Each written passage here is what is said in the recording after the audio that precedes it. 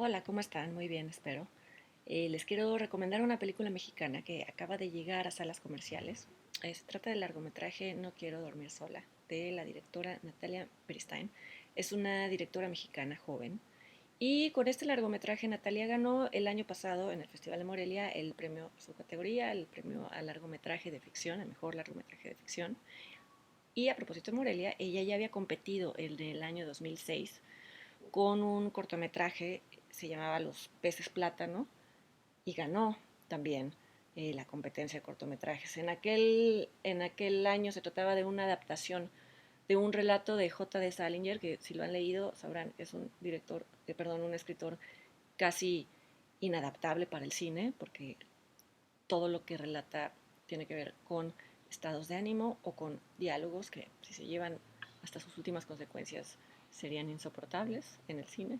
Y sin embargo Natalia logró eh, una mirada que anticipa lo que podemos ver ahora, que es un trabajo en el que ella demuestra que puede hablar de universos prácticamente irrepresentables y hacerlo con una elegancia y con una agudeza que yo creo que son esenciales para que una película sea eso y no simplemente un desahogo de emociones que cualquiera podríamos tener, pero para eso necesitamos a los artistas, para que los codifiquen. ¿De qué trata? No quiero dormir sola. Es la historia de dos mujeres, de dos generaciones totalmente distintas, una mujer joven y su abuela, y que sin embargo ambas cargan con fantasmas relacionados con quiénes son, con cómo las ven los demás y con un terror infernal de estar solas.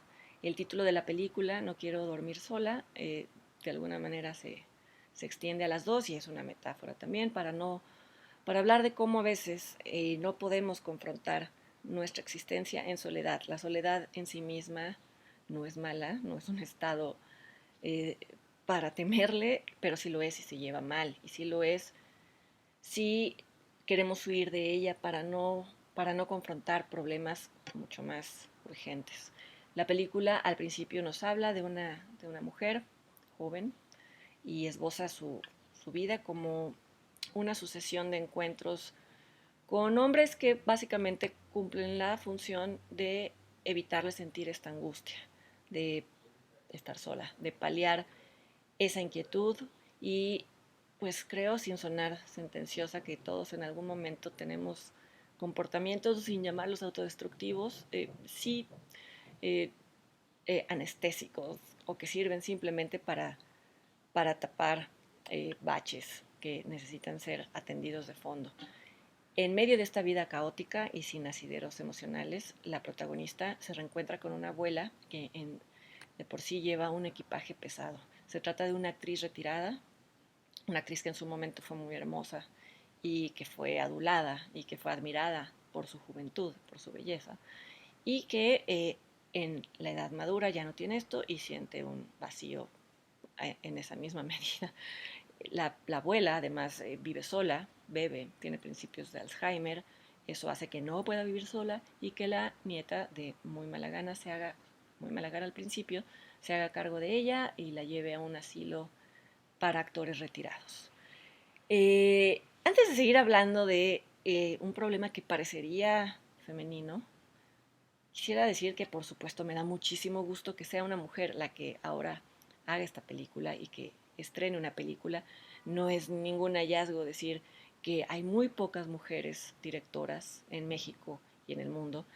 Y sin embargo, creo que a veces las categorizaciones de cine de mujeres con mirada femenina, lo que sea que eso signifique, porque creo que hay hombres que pueden iluminar los mismos temas con la misma sensibilidad, o que solo van a poder ser vistos por mujeres. Creo que esas categorizaciones no le hacen bien al cine porque pueden ahuyentar a ciertos espectadores hombres. No quisiera que ustedes, si son hombres y están viendo esto, piensen que esta película no les atañe. Al final habla de temas que nos aluden a todos.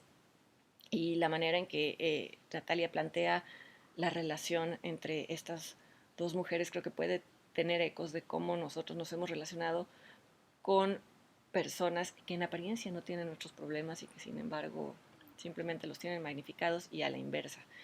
Y aquí sí creo que es un paréntesis para hablar de lo femenino, el hecho de que las relaciones entre mujeres de una misma familia me parecen de las más complejas que existen, de los parentescos más indescifrables y con más consecuencias a largo plazo, y que sin embargo en México por lo menos se representan solo en un tono melodramático y telenovelero que no nos hace bien y no nos convence y no nos atañe a nadie en realidad.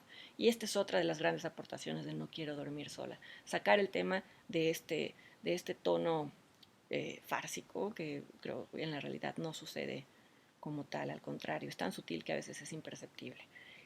Y por último, creo que la película vale la pena por todo esto que les he dicho, pero también por ver el trabajo tan valiente de una actriz como Adriana Roel, que es una actriz que en su momento fue joven y hermosa y que en la película podemos ver, de hecho, escenas de su juventud en toda su esplendor, en escenas de películas, en fotografías, y que sin implicar que hay un guiño biográfico o autobiográfico, eso no nos atañe y no nos importa, hay un ejercicio de dirección de actrices, en este caso por parte de Natalia, que también es evidente cómo logró unificar los tonos de una actriz joven como Mariana Gajá y de una actriz como Adriana Roel, que además está trabajando con materiales físicos de su propia vida sin llevarlo a este otro terreno del que les hablo, que es totalmente insoportable, que es el de las emociones desbordadas.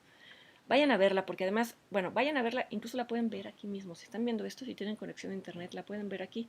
¿Por qué? Porque es una película que se estrenó el día de ayer, el viernes 5 de julio, en Cinépolis de varias plazas de la República, pero también en el servicio que tiene ahora Cinépolis para ver películas eh, por paga. Normalmente esto lo hace con otras películas, películas que ya se estrenaron, como muchas otras páginas de internet que hacen lo mismo, pero esta vez decidió estrenar la película en ambas plataformas, lo cual me parece que es una de las muchas soluciones que se pueden dar al enorme problema de la distribución y de la exhibición en México, y me da muchísimo gusto que lo haga con esta película. De esta directora a la que hay que seguirle la pista porque es muy talentosa y ya lo demostró con sus dos primeros trabajos. Ojalá les guste, ojalá puedan verlo y me platican si sí o si no. Hasta luego.